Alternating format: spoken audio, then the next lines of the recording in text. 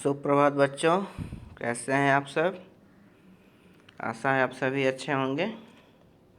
आज हम लोग हिंदी का तीसरा पाठ पढ़ने जा रहे हैं जिसका नाम है किरमिच की गेंद। ठीक है, तो आइए हम लोग शुरू करते हैं।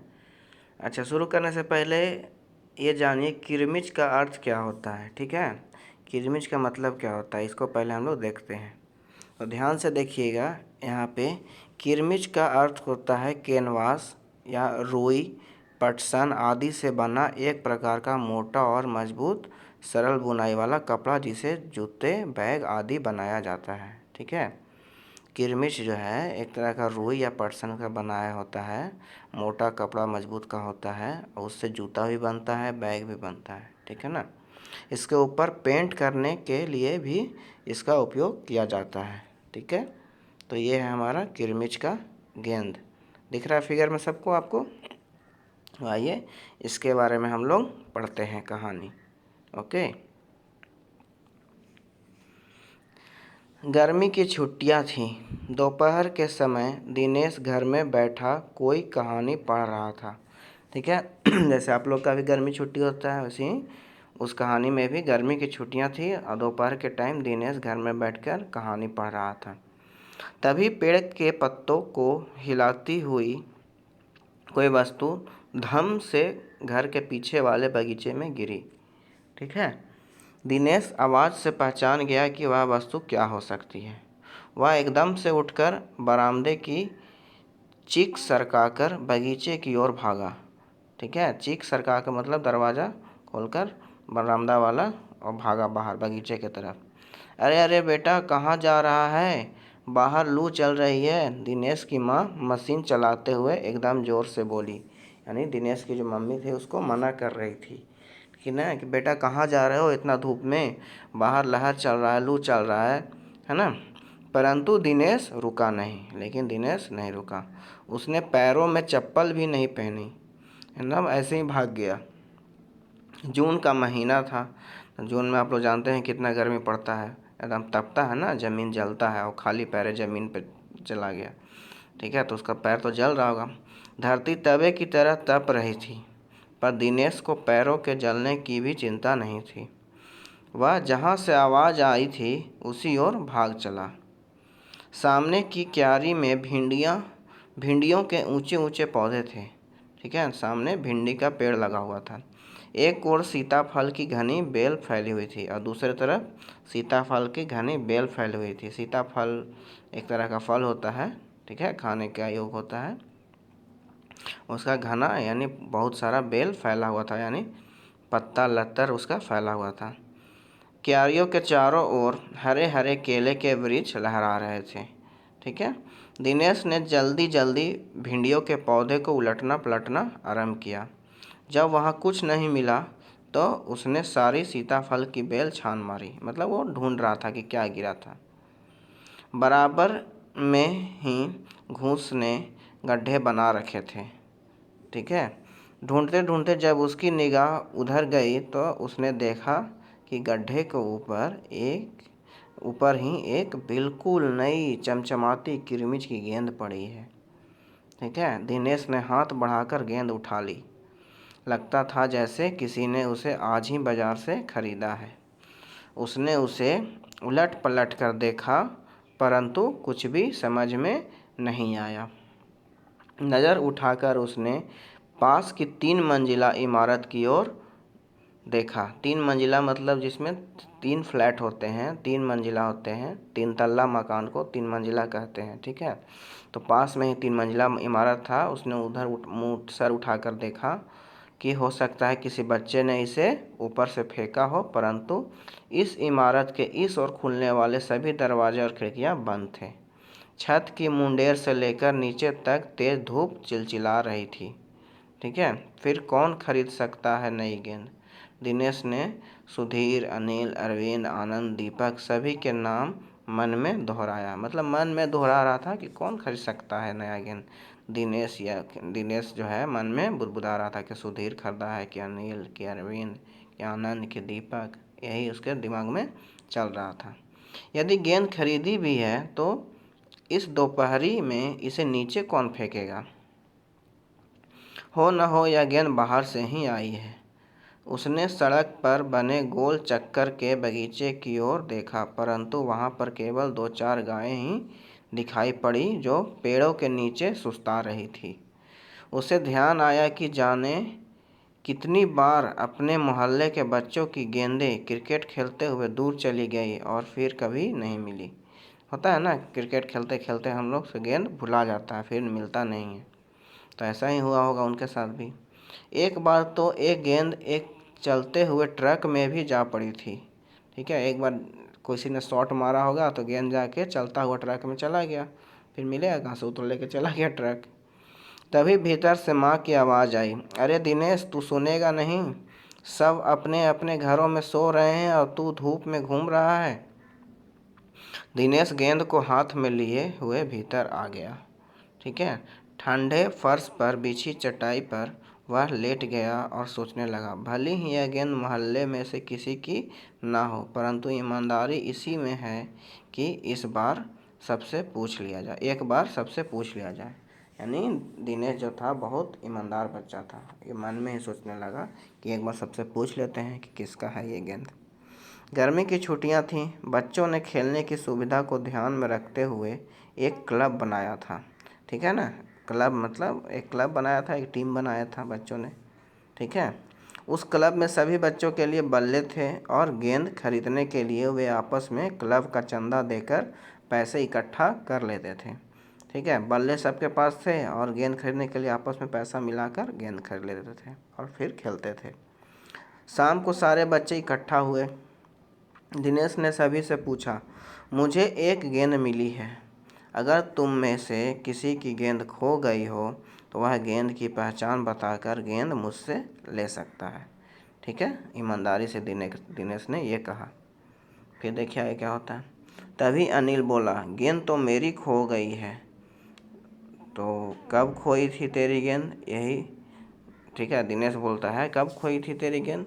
यही कोई 4 महीने पहले। तो वह गेंद तेरी नहीं, दिनेश ने कहा। ठीक है, पहला अनिल बोलता है, गेंद तो मेरी खो गई है। तो दिनेश पूछता है, कब खोई थी तेरी गेंद? फिर अनिल बोलता है, यही कोई 4 महीने पहले। तो दिनेश बोलता है, तो यह गेंद तेरी नहीं है, फिर वह मेरी होगी। सुधीर ने तुरंत उस पर अपना अधिकार जताते हुए फिर सुधीर बोलता है कि यह गेंद मेरी है, फिर ये मेरी गेंद होगी। और फिर दिनेश पूछता है, वह कैसे? तू मुझे गेंद दिखा दे, मैं अपनी निशान बता दूंगा। यानी सुधीर बोलता है कि तुम मुझे एक बार गेंद दिखा दो, मैं पहचान बता दूंगा। तो फिर दिनेश बोलता है, वाह, यह कैसे हो सकता है? दिनेश बोला, गेंद देख कर निशानी बताना कौन सा कठिन है, बिना देखे बता तब जानूं। ठीक है, तभी ऊपर से दीपक उतर आया। ठीक है, दीपक अपना मतलब सिद्ध करने तथा अवसर पड़ने पर सभी को मित्र बना लेने में चतुर था। यानी दीपक बहुत चालाक था, समझे। मतलब सिद्ध करना मतलब जब उसका काम पड़ता था तो गोल मटोल बात करके सबको मना लेता था और अपना बात मनवा लेता था। ठीक है ना, चालाक लड़का था वो। गेंद की बात सुनकर दीपक बोला, गेंद मेरी है। ठीक है, दीपक ऊपर से आया, अब गेंद का बात सुनकर बोलता है, दीपक गेंद मेरी है।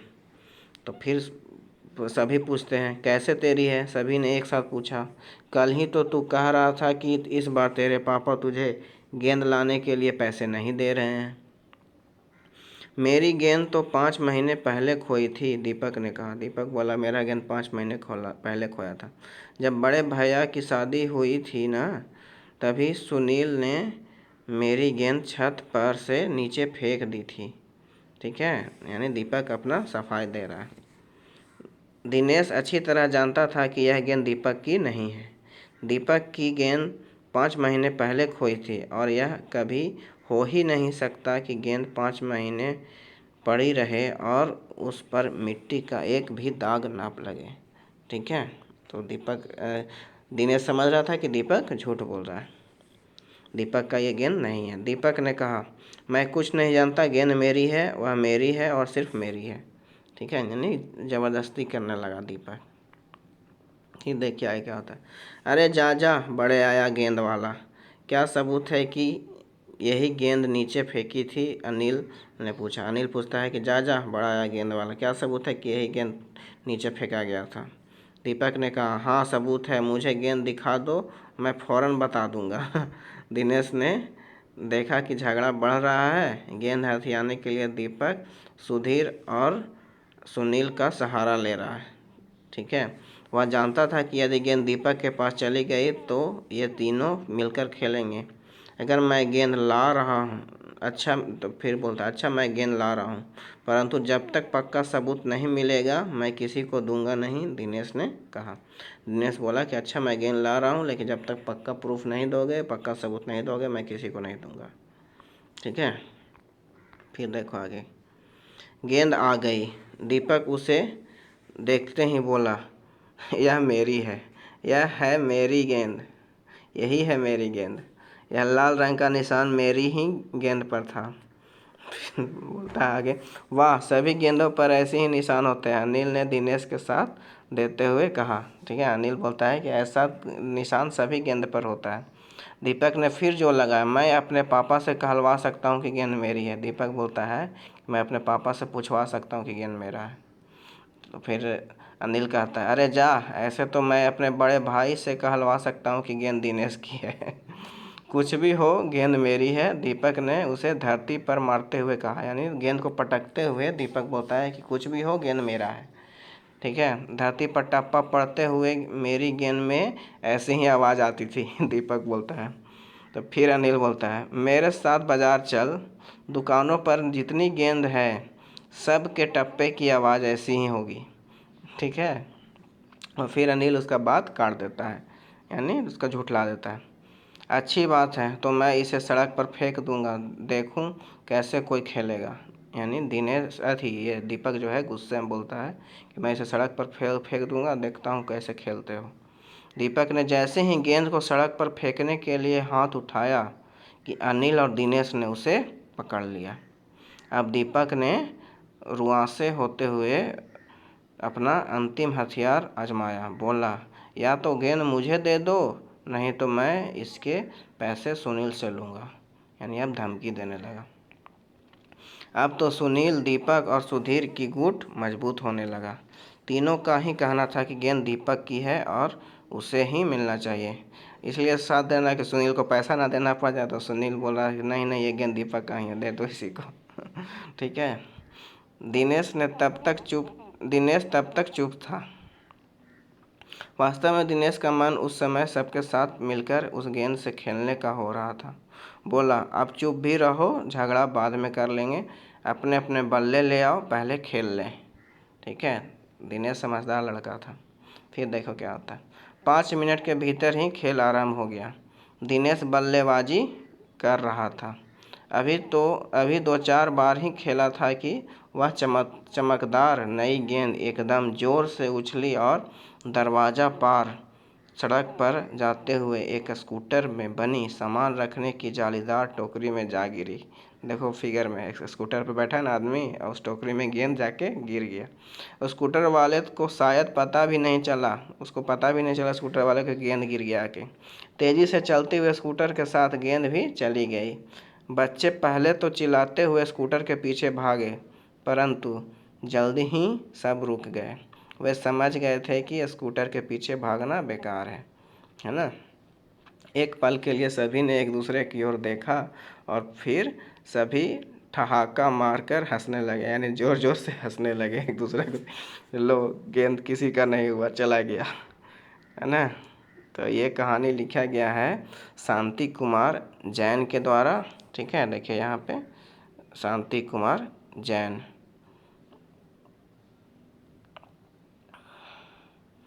ये देखिए, है ना, शांति कुमार जैन जी के द्वारा ये कहानी लिखा गया है, लेखक हैं इस कहानी के। ओके, याद रखिएगा सब लोग।